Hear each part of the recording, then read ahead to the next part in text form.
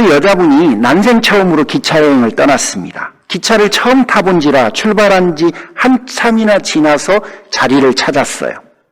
자리에 앉아서 시원한 바람을 쏘이고 싶어요. 왜냐하면 당황했으니 땀도 나고 마음도 좀 두근두근하고 해서요. 그런데 이 기차의 창문이라는 게 여러분 어떻게 생긴지 기억나십니까? 이렇게 안 생겼잖아요. 어떻게 생겼죠? 이렇게 생겼잖아요. 근데 처음 타본 사람은 그걸 알 수가 없죠. 눈치를 보다가 이렇게 하는 거구나. 이렇게 한다고 그게 열립니까? 밸런스를 잘 맞춰야 합니다. 하나, 둘, 셋 이래야 올라가는 거예요.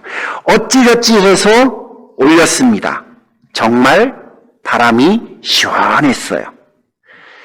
그 후에는 커튼을 적당하게 조절합니다. 다음에는 짐을 선반위에다가 올려놓았습니다.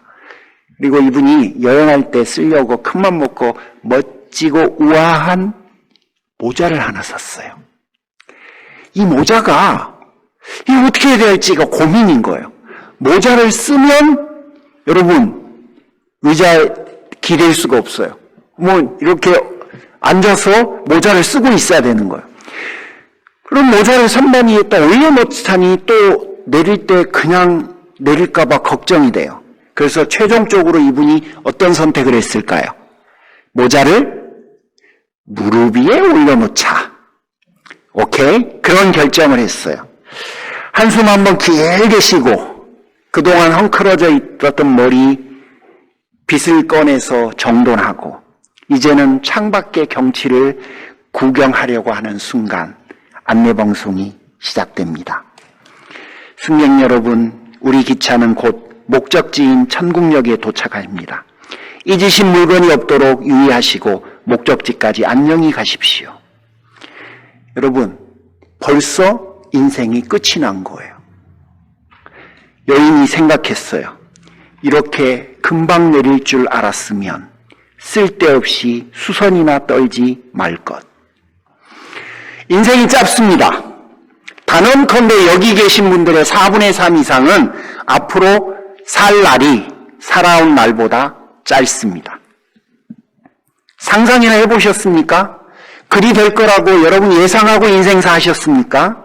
그런데 우리는 그 짧았던 시간에 창문 조절하고 커튼 치고 짐 선반에 올리고 모자 어디다 보관할까 고민하다가 결국 여기까지 온 거예요. 그리고 더 한 가지 두려운 것, 앞으로도 그러고 끝낼 겁니다. 사람들은 그것이 인생의 목적이라고 말을 할 거예요. 그리고 나는 그것이 옳다라고 생각하며 살아갈지도 모릅니다. 그래서 오늘 여러분에게 묻습니다. 크리스찬으로서 그렇게 사는 것이 정말 하나님의 의도이고 목적일까요? 정말 우리가 그렇게 사는 것이 인생을 잘 사는 것일까요? 여러분은 하나님 앞에 인생을 잘 살고 있다고 생각하십니까? 고린도후서 5장은 죽음 이후에 있을 일에 대한 묘사입니다. 당연히 죽음 이후 우리는 주님과 얼굴을 맞대어 볼 겁니다. 이 사실은 나는 천국에 갈 거야 라고 하는 단순한 스테이트먼트를 능가합니다. 천국에 갈 거니까 천국에 대한 소망을 가지고 사세요 라고 하는 말로 끝낼 수 없는 더 큰 문제가 있어요. 뭐냐면 내가 지금 어떻게 살아갈 것인가, 이게 훨씬 우리에게 더 중요하다는 거예요. 오늘 말씀이 여러분 남은 인생의 방향이 되었으면 좋겠어요. 우리가 늘 해오던 대로 9절 10절의 주어는 우리입니다. 우리는 크리스찬을 뜻합니다. 나에 대한 이야기죠. 우리에 대한 이야기죠. 그 다음에 몸 안에 있든지, 이 말은 살아있든지 몸을 떠나서 있든지는 죽어서든지 라고 하는 말이에요.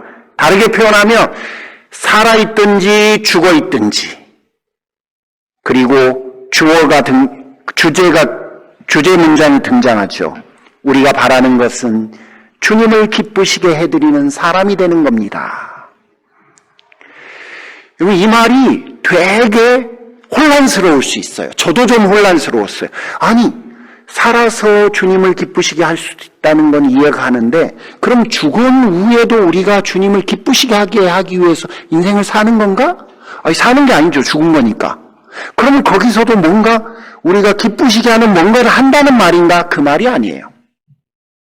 그런 의도가 아니고요. 살면서 했던 행동이 죽음 이후에 영향을 미친다. 그런 이야기입니다. 자, 그러면 아주 심플하게 오늘 본문의 핵심은 단순해요. 주님을 기쁘시게 하는 삶을 살자라는 겁니다. 주님을 기쁘시게 하는 삶을 살라고 하는데 10절에서는 분위기가 완전히 바뀌어요. 단어들부터가 뭔가 엄중함이 느껴집니다. 반드시 심판 때 마땅한 보응이 따를 거다. 여러분, 일단 이 마땅한 보응이 무엇인지에 대해서 좀 생각했으면 좋겠어요. 이 마땅한 보응은 뭘까요? 앞에 있는 단어 심판과 합쳐서 하나님이 그 이후에 심판을 할 거야. 너가 나를 기쁘시게 하는 삶을 살지 못했으면 내가 너희에게서 구원을 탈락시킬 거야.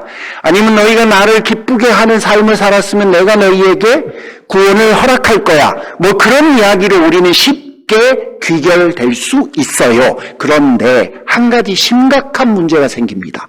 그러면 내가 하나님을 기쁘시게 살지 못했으면 구원을 못 받고, 내가 하나님을 기쁘시게 하는 삶을 살았으면 구원받는다는 이야기가 되는 거잖아요. 그러면 성경 전체적인 진리 자체가 어긋나고 또 그 진리에 부합되지 않습니다. 무슨 이야기냐면 내가 하나님을 기쁘시게 하는 삶을 사는 것이 구원의 기준이 되는 거예요. 성경은 명확하게 말했어요. 예수를 믿고 그 예수님을 구주로 영접하느냐 하지 않느냐가 우리 구원의 근거라고 이야기했어요. 그래서 우리 열심히 찬양했잖아요. 주의 피밖에 없다고. 주의 보혈밖에 없다고. 그런데 이 마땅한 보응을 만약에 내가 하나님을 기쁘시게 하는 삶을 살았고 그 살한 것 때문에 내가 구원을 받고 살지 못한 것 때문에 내가 구원을 못 받는 걸로 이해를 하면 성경 전체 진리와 맞지 않아요. 그렇죠? 그럼 뭘까요? 이 마땅한 보응이라는 게 과연 뭘까요? 그리고 이거는 진짜 구원과 직결되어 있는 일일까요? 아닐 거예요. 왜 아닙니까? 성경이 일단 서포트하지 않아요. 주님을 기쁘시게 하는 자가 되는 것이 구원의 척도가 기준이 되지 않기 때문에 그렇습니다. 자, 그러면 지금부터 제가 저의 고민을 여러분에게 좀 나눠드리겠습니다. 저는 마땅한 보응은 구원받느냐 못 받느냐의 이야기가 아니고 당연히 하나님으로부터 받아야 할 상이나 칭찬을 잃어버리는 것을 의미한다고 생각합니다. 당연한 상, 그걸 받아야 되는데 못 받는 것, 못 받게 되는 것, 여러분 그게 얼마나 가슴 아픈 일인지 몰라요. 이걸 어떻게 설명할까 고민을 하다가 제가 내린 최종적인 결론은 이런 거예요. 여러분, 애기 힘들게 봐줘 보세요.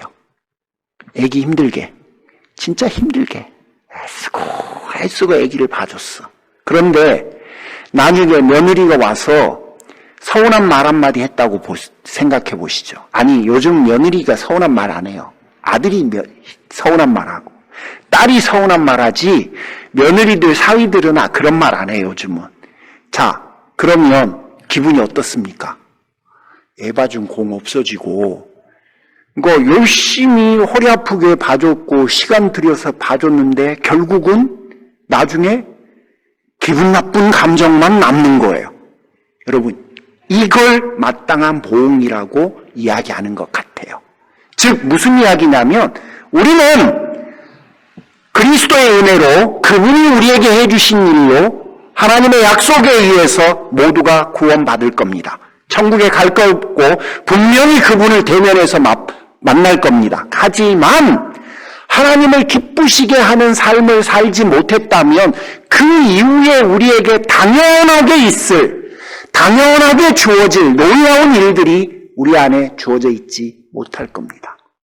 성경은 그 이야기를 하는 것 같습니다. 자, 조금 더 가볼게요. 선하든지 악하든지라고 할 때 이 악하다라고 하는 단어가 헬라어로 파울로스라고 하는 단어인데요. 무가치하다는 뜻을 담고 있어요. 그러니까 하나님 앞에서 너희들이 산 행동이 무가치하다라고 하는 귀결의를 그때 듣게 되는 거예요. 여러분, 그때 우리가 느낄 느낌이 어떤 걸까요? 내가 열심히 살아왔어요.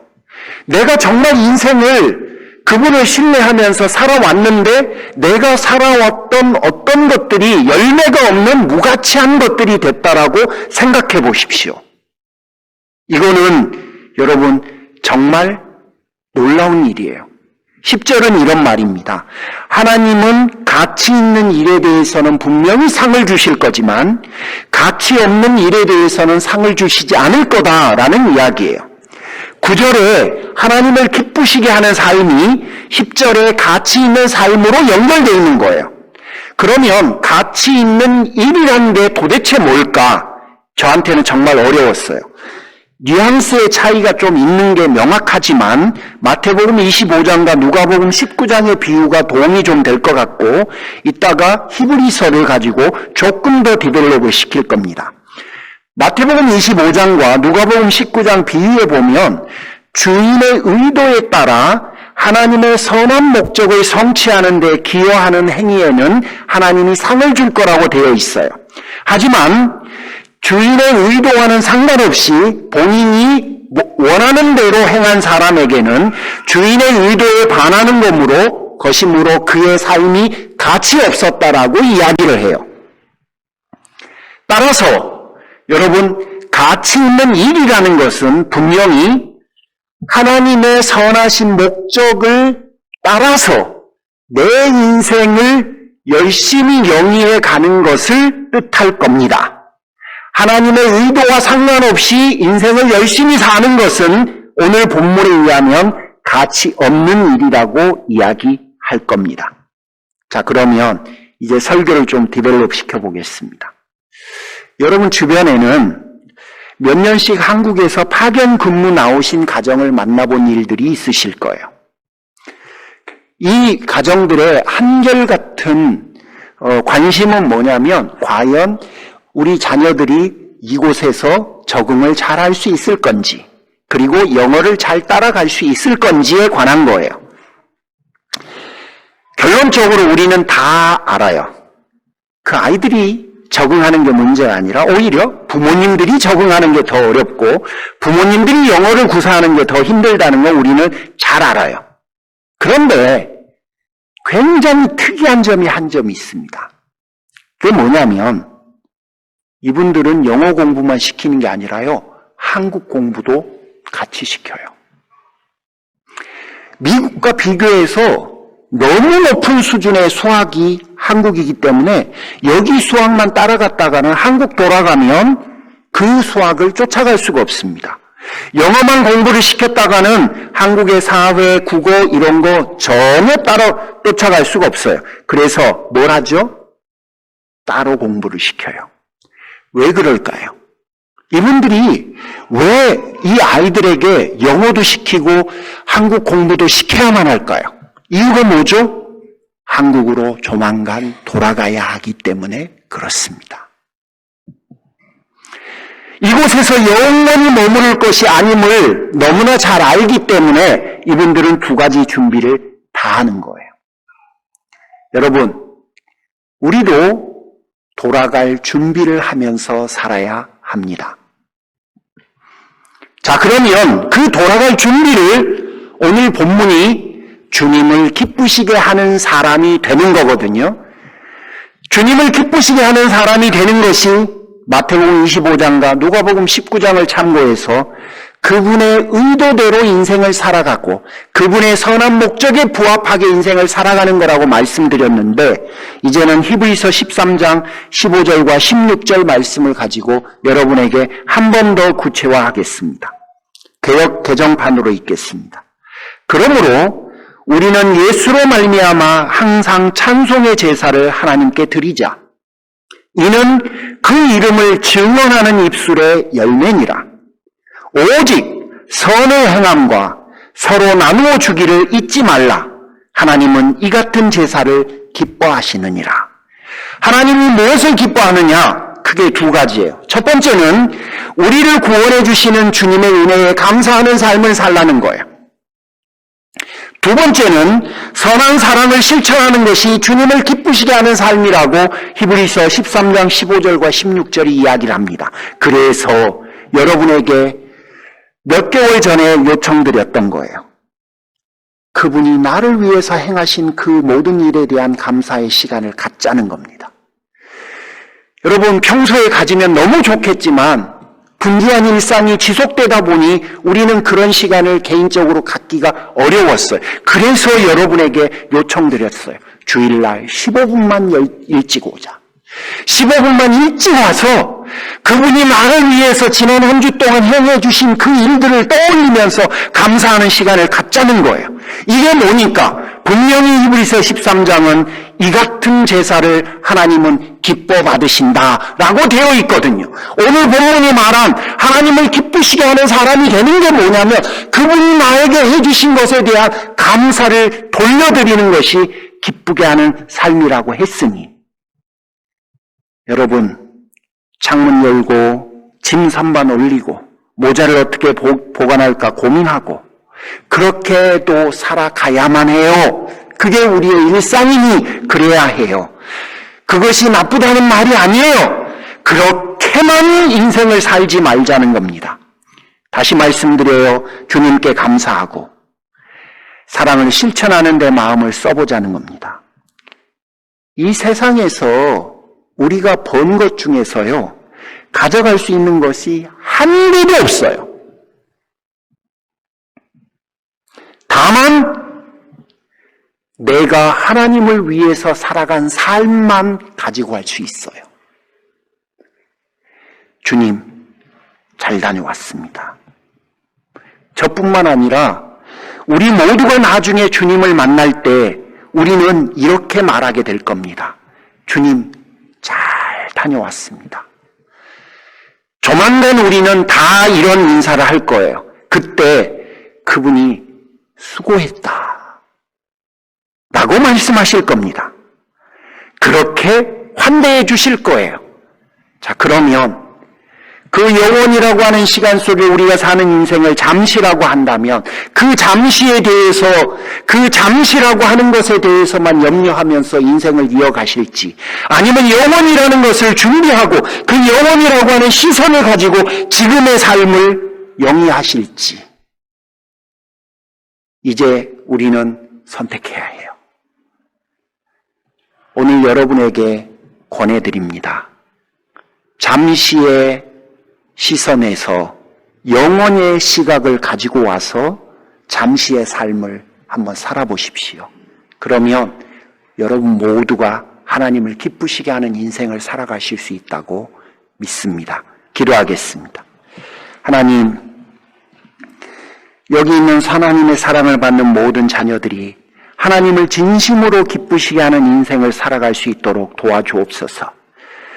바쁘고 분주하게 일상을 살다 보면 다 알지만 나도 모르게 주님을 기쁘시게 하는 삶, 영혼을 망각하는 삶을 살아갈 수밖에 없습니다. 이 귀한 분들이 그렇게 인생을 마감하지 않도록 주님 은혜를 베풀어 주시옵소서. 감사를 드리오며 예수님의 이름으로 기도 올립니다. 아멘. 기도하겠습니다. 하나님, 너무나 귀하고 복된 손길들입니다. 그 고백들을 하나님 기쁘게 받아 주옵소서.